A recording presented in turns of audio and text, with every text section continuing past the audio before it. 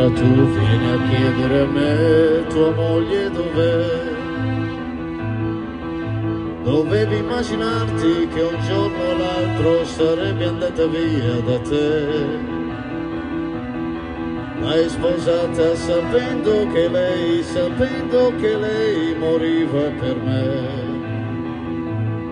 Coi tuoi soldi hai comprato il suo corpo, non certo il suo cuore. Lei mi amava, mi odiava, era contro di me. Io non ero ancora il suo ragazzo e già soffriva per me. Solo voi, e per farmi ingelosire.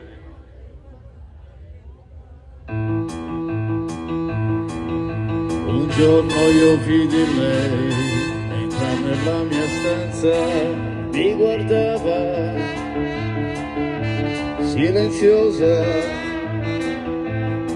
aspettava un sì da me. Dal letto io mi alzai e tutta la guardai a unisono.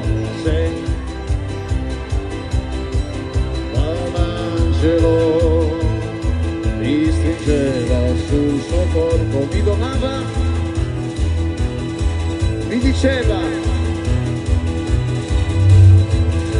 di pietra io restai.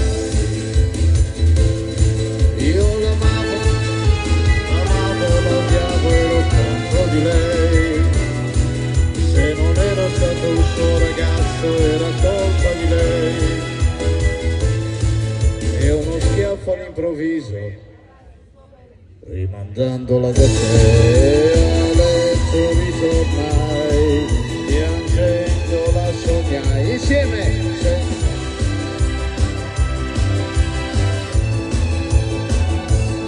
Mi stringeva sul suo corpo, mi donava, mi diceva, e nel sogno la baciai, a letto ritornai, piangendo la sognai, sembrava un angelo, mi stringeva sul suo corpo, mi diceva sono tua e non sono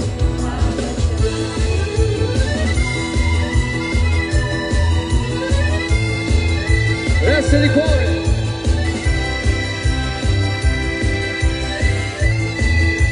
Oso sì. Ti dico io.